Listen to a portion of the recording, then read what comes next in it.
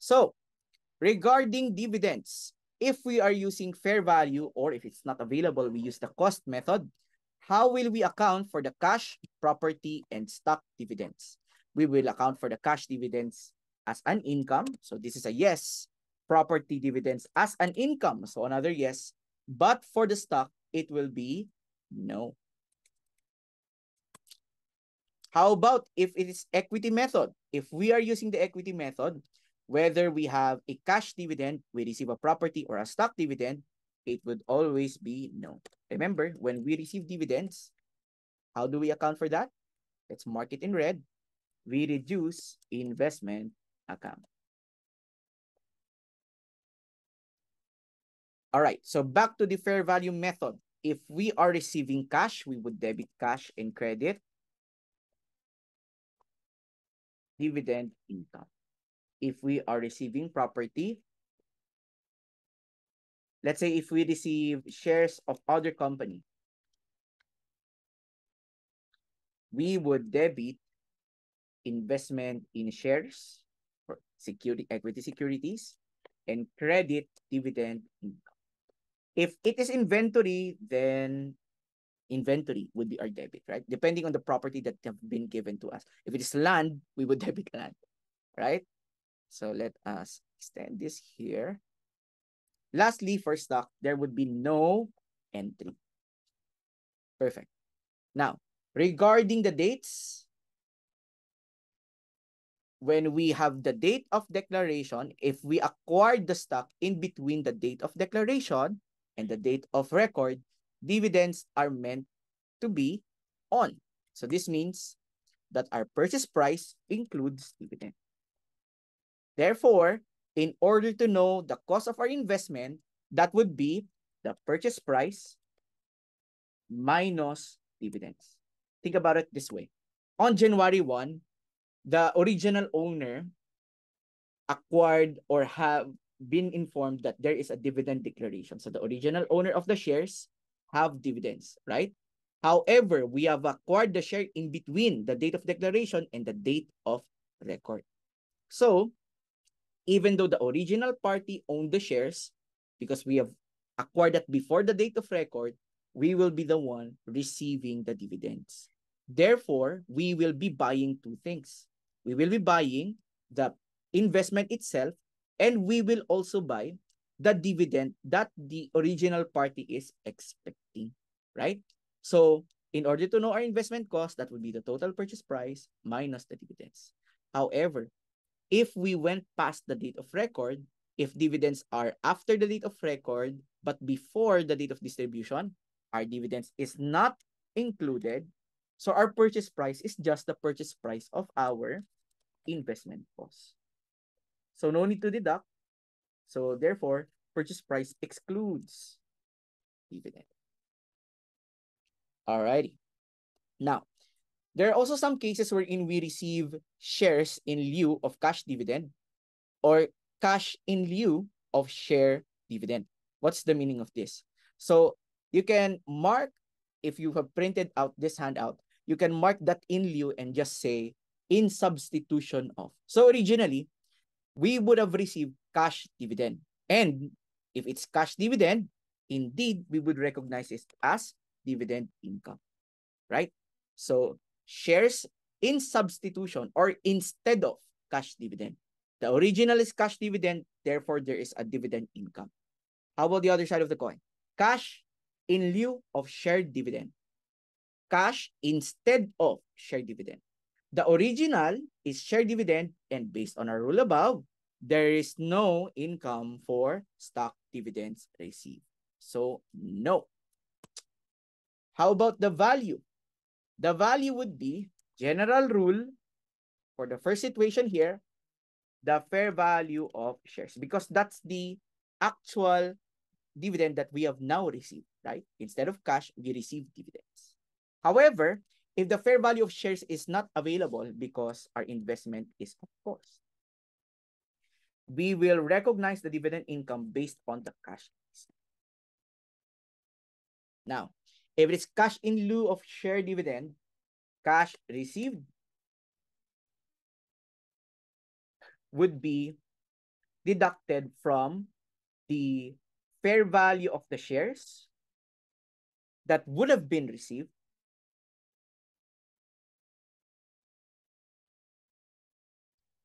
and that would be accounted for as a gain or loss. So it's as if you receive cash instead of shares, it's as if you first received the shares based on the fair value and then you immediately sold it. So cash received minus the value of your share dividends, if that was what you received, that would be accounted as gain or loss. Now, for the journal entry, we would debit investment in equity securities because we receive shares. And that is again general rule, fair value of share dividend or shares simply. Credit dividend income. Regarding cash in lieu of share dividend, we debit cash. We debit or credit the gain or loss on sale. And we credit investment in equity securities.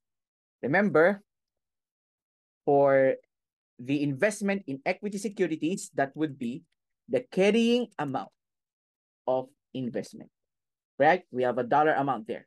Whether or not we receive the share dividend, the same dollar amount would be our carrying amount, right? It would be divided by the original shares plus the shares from share dividend multiplied by the shares from share dividend. Okay, so it's like we are reallocating, right? For the investment in equity securities credit, that would be the carrying amount of investment divided by our total shares this time, including the share dividend, to know the new cost per share. And then we multiply that by the allocated part for the shares from share dividend. Now, let's talk about share splits. Share splits is done in order to adjust the par value or the market value of the shares. So, if we have a share split that is 2 to 1, 2 is to 1, that means that we are exchanging one share and making it 2 shares. So we are doubling the number of shares. Nevertheless, this is prepared, take note, memo entry only. So there would be no effect in our net income. The dollar amount of our equity is also not affected. However, because we split the shares, we double it, we triple it, whatever the ratio would be, generally this would be increased.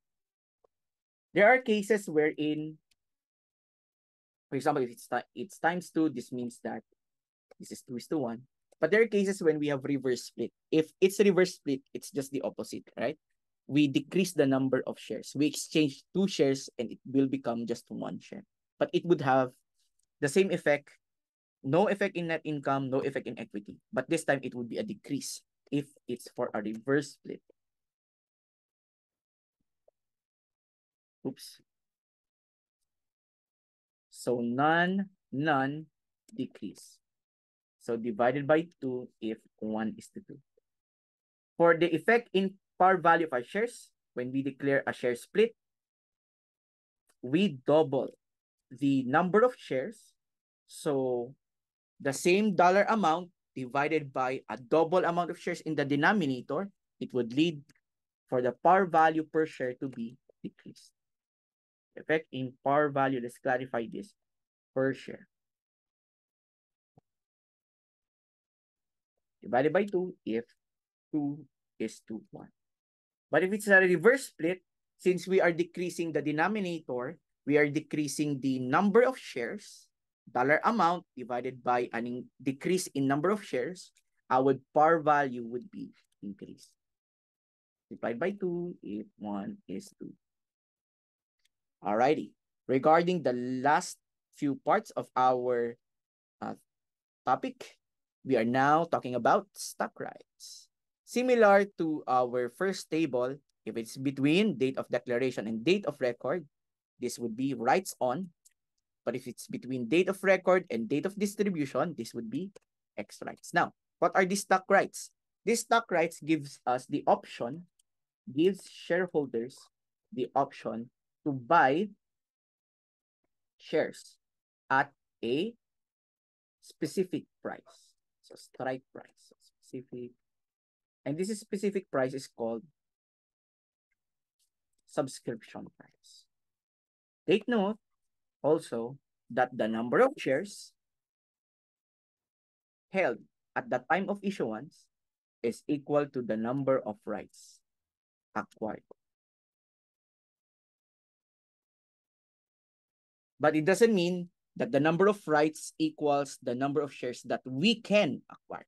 So we will account for that in our problem example later on. Now, regarding the methods in valuation of stock rights, sometimes it's straight up given. The problem will say the stock right value is 5 per share or whatnot. So this is just fair value of stock right. If that's given already, no need to do the other method.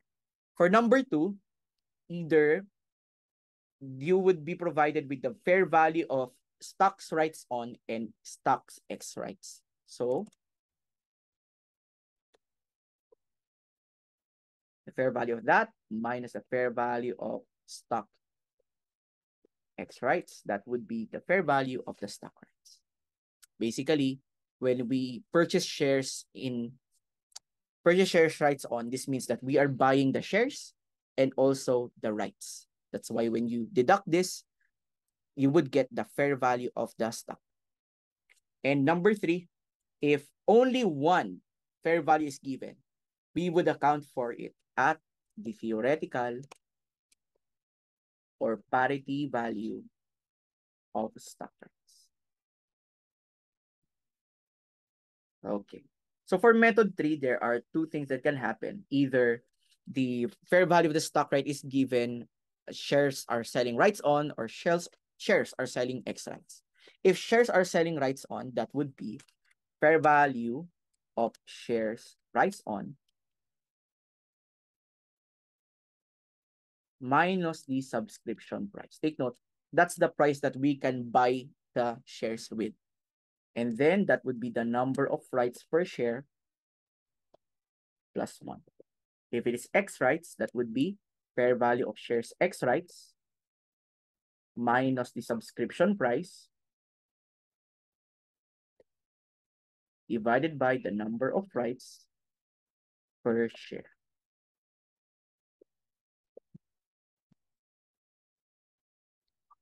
All right, so that's our order of priority. No need to do number 2 and number 3 if number 1 is already given. No need to do number 3 if both the fair value of stocks rights on and X rights are given. Just deduct them if that's the case. All right? Now, what are some of the important things to note when accounting for stock rights? In problem solving, you account for the subscription price. Again, the subscription price is the price to purchase shares